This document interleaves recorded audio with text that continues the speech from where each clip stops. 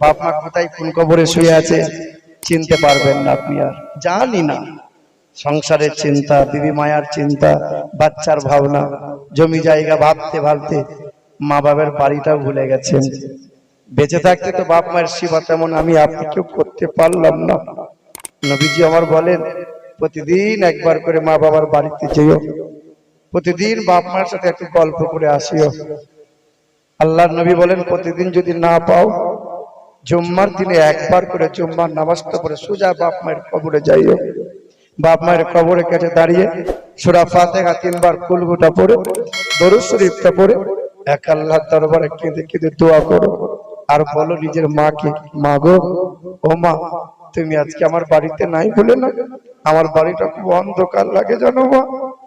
আমার বাড়িতে টাকা আছে, আমার বাড়িতে ছেলে মেয়ে আছে, আমার বাড়িতে সবাই আছে, কিন্তু তুমি নাই বলে না আমার বাড়িটা বিলীন হয়ে গেছে, আমার বাড়িটা খুব ফাঁকা ফাঁকা লাগে জানো মা।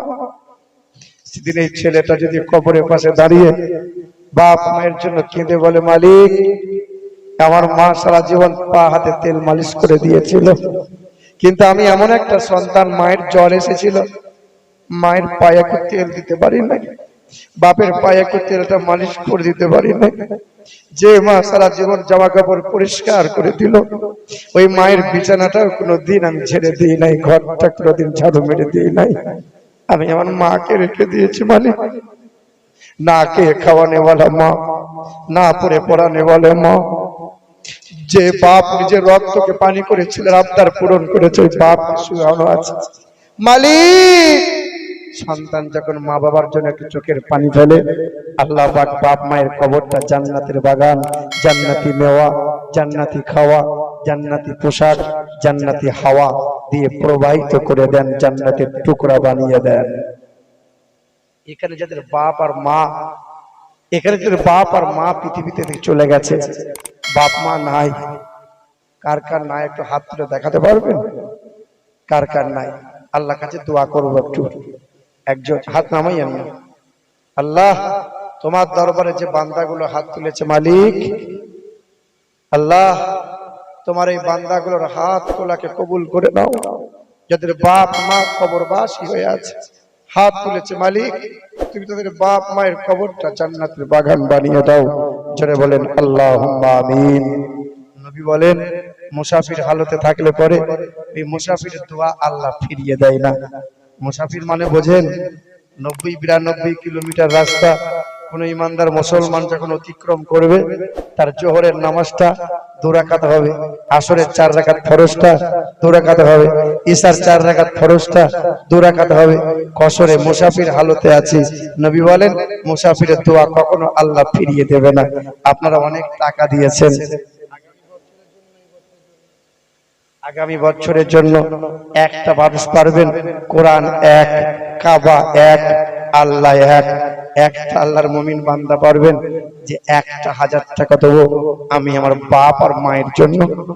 একটা মানুষ পারবেন? একটা মানুষের কাছে আমি চাইছিলাম, একটা মানুষ। আপনি দেবেন? 2000 দেবেন না 1000? 1000 কি নাম বাপের? দিয়েছেন আগে 1000 দিয়েছেন, আবার কি নাম? রজব আলী সাহেব। নারায়ে তাকবীর, নারায়ে তাকবীর। রজব আলী সাহেব 1000 টাকার দাতা। একজন বলেন তো লা ইলাহা ইল্লাল্লাহ, লা ইলাহা ইল্লাল্লাহ, এটা বললে ঈমানদার হওয়া যাবে? কি বলছেন আপনারা? আর একজনকে মেনে নিতে হবে, মুহাম্মাদুর রাসূলুল্লাহ। আল্লাহ পাক বলছেন, আমি যত যা কিছু বানিয়েছি জোড়া জোড়া বানিয়েছি, আসমান জমিন, নর নারী, সাদা কালো, মিথ্যা সত্য, উঁচু নিচু, জান্নাত জাহান্নাম, মুরগা মুরগি, ঘোড়া ঘুড়ি, আমি আল্লাহ যত যা বানিয়েছি জোড়া জোড়া বানিয়েছি। জোড়া হওয়ার মতো আর একটা মানুষ পারবে যে আমি দেবো 1000 টাকা মায়ের বাপের জন্য? ছেলেটা এখনই অসুখ হলে না, এখনই ডাক্তারখানা যেতে গেলে লাখ টাকা যদি খরচের কথা বলে, আপনি কি করবেন? টাকা পয়সা নাই, জমি জায়গা বিক্রি করে আপনি দেবেন। এইরকম একটা নবীজির মহব্বতে জান্নাতের বাগান হবে, আর আপনার মতো মানুষটা দেবে, আল্লাহ পাক কবুল করে নেবে। বাপ মায়ের জন্য দেবেন, ছেলে মেয়ের জন্য অনেক কিছু করলেন আপনি। আপনার মা বাবা ইন্তেকাল হয়ে গেছে, একটা মানুষ দেন যাদের বাপ মা এখনো জীবিত আছে, বাপ মায়ের সুস্থতার জন্য একটু দোয়া করব। 1,000 টাকা চাইছিলাম। প্যান্ডেল আর খাওয়া খরচের ব্যাপারটা কমিটির লোক যতজন আছে ওরা সব দায়িত্ব নিয়ে নিয়েছে। প্যান্ডেল এবং নজরুল আছে একজনা, আর আকরম আছে, দুজন থেকে দায়িত্ব নিয়ে কমিটির তরফ থেকে প্যান্ডেল এবং খাওয়া খরচের দায়িত্ব ওদের। কিন্তু আর কিছু অর্থের প্রয়োজন আছে। একজন বাবা জীবন দিয়েছে বাপ মায়ের জন্য 1,000 টাকা, আর একজন বাপ মায়ের সুস্থতার জন্য, বাপ মায়ের মঙ্গল কামনার জন্য। যে বাড়িতে বালা মুসিবত দূর হয় না, রোগ ছাড়ে না, নবী বলছেন বেশি বেশি সদকা করো, সদকা করো, বালা দূর হবে, রোগ দূর হবে, অশান্তি দূর হবে। আর একজন মায়ের লাল চূড়া হওয়ার মতো আর একজন হবে ইনশাআল্লাহ। আপনি দেবেন? সুবহানাল্লাহ।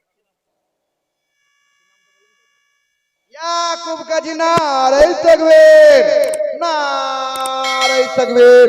ইয়াকুব গাজী 2000 টাকার দাতা, 1000 টাকার দাতা। দুইজন হলো 2000, একজন হলো রজব আলী গাজী, একজন হলো ইয়াকুব আলী গাজী। 1000 1000 করে 2000 টাকা। বলেন তো আজান হয় কয় অক্ষরে? কয় অক্ষরে? নামাজ হয় কয় অক্ষরে? কালেমা হয় কয় অক্ষরে? ঈমান হয় কয় অক্ষরে? 3 অক্ষরে।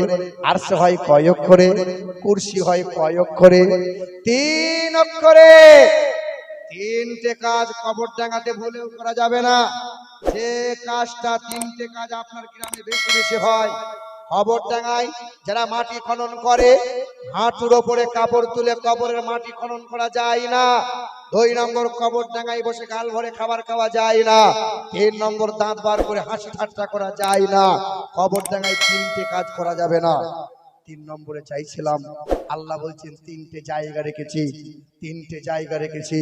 একটা হলো লৌহে মাহফুজ, একটার নাম হলো আরশ কুরসি, একটার নাম হলো সিদরাতুল মুনতাহা।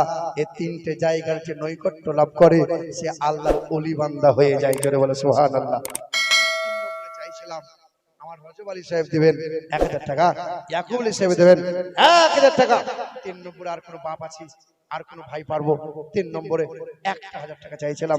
1000 টাকা হবে ইনশাআল্লাহ। 1000 টাকা চাইছিলাম। টাকা তো হাতের ময়লা, আসতে যতক্ষণ যেতেও ততক্ষণ কত টাকা কত দিক দিয়ে হয়ে যায়। এরকম একটা মাজমা হচ্ছে, সারাদিন কাজ করেছেন, এই মোবাইলটা সারাদিন টিপাটিপি করেছেন, সন্ধ্যাবেলায় চার্জটা শেষ হয়ে গেছে বলে আবার চার্জ বুঝে দিয়েছেন। চার্জ হোক, দুনিয়াদারি করেন, চাষ আবাদ করেন, মানুষের ইমানে কমজোরি হয়ে যায়।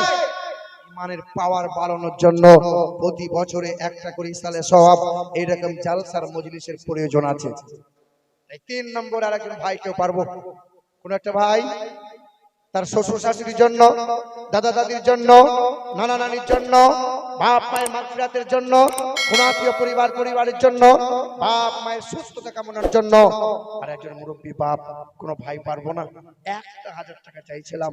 10,000 চাইনি, 5,000 চাইনি, 2,000 চাইনি, 1000 টাকা চাইছিলাম। আব্বা হবে না? হবে না ইনশাআল্লাহ। একটা মানুষ 3 নম্বরে। 3 নম্বরে আর একজন একটু হাত তুলে বলেন না যে ইনশাআল্লাহ আমার নামটা লিখে দেন, দানের খাতায় আপনার নামটা লিখে থাকবে। জানেন হাদিস পাকে এসেছে, যখন কোনো বান্দারা দান করে তো মা বাবার কবরে জান্নাতের হাওয়া প্রবাহিত হয়ে যায়। পাশের কবরে আপনার দাদা দাদি শুয়ে আছে, আপনার বাপ মা শুয়ে আছে, তখন বলবে তোমাদের কি নাতি পোতা নাই? তোমাদের কি ছেলে নাই? তোমাদের কি মেয়ে নাই? বলে আছে। সেদিন বাপ মা দাদা দাদি আফসোস করবে আর বলবে আমার পোতাটা দেবে। সেদিন মা বাপ আফসোস করবে আর বলবে দেখবে নিশ্চয়ই আমার ছেলেটা দেবে। যখন এই ছেলেটা দান করে সঙ্গে সঙ্গে এখনো টাকা দেয় নাই, শুধু বলেছে আমি দেবো। এই নিয়ত করার কারণে ওই সময় থেকে বাপ মায়ের কবরে, দাদা দাদির কবরে জান্নাতের হাওয়া প্রবাহিত হতে থাকে।